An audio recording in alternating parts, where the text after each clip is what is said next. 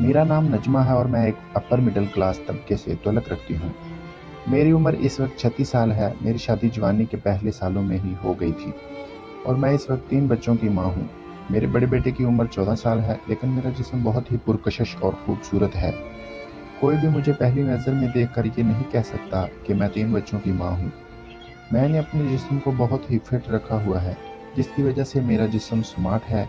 मेरा कद 5 foot 6 inch है, कमर 36 और मोमो का साइज़ 36 है। मेरी आंखें काली और बाल घने और स्याह हैं। मैं हैदराबाद शहर में अपने खामद और बच्चों के साथ रहती हूँ।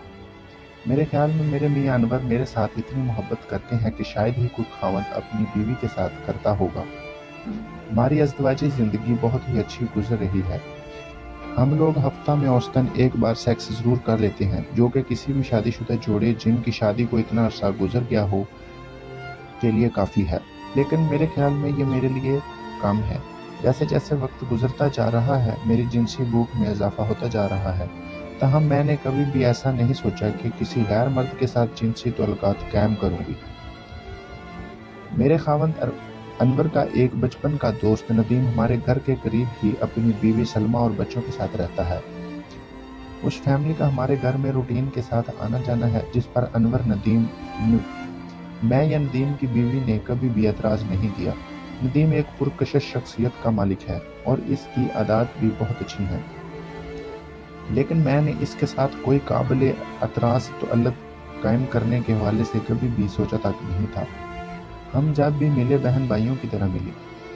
हम लोग एक ख़ानदान की तरह हैं और इसके बारे में कभी नहीं सोचा हमारे दरमियान कोई खूनी रिश्ता नहीं है।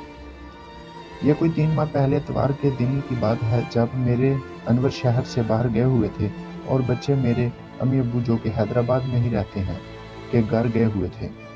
सुबह सवेरे घर का काम काज निपटा कर मैं घर में बैठी हुई बोर हो रही थी। मैंने सोचा कि नदीम की बीवी सलमा के पास चलती हूँ, थोड़ा वक्त गुजर जाएगा। मैं उनके घर गई, दरवाजे पर बैल दी, जिस पर नदीम ने दरवाज़ा खोला। भाभी आप अंदर आइए, नदीम ने मुझे कहा। मैं अंदर चली गई और ड्राइंग रूम में चली गई। सलमा किधर है, मैंने इधर उधर देखते हुए कहा। आप बैठिए, नदीम ने मुझे कहा, जिस पर मैं सोफे पर बैठ गई और फिर उससे सलमा के बारे में पूछा, जिस पर उसने बताया कि उसकी अम्मी की तबीयत ठीक नहीं थी। 1 घंटा पहले उसके मायके से कॉल आई, जिस पर वो अभी भी अपने बच्चों के साथ मैके चली गई। जल्दी की वजह से आपको भी बता नहीं सकी। सलमा का मायका इसी इलाके में थोड़ी दूर ही था। अच्छा मैं चलती हूँ, मैंने वापस जाने के लिए मुड़ते हुए कहा। किस्त जारी है,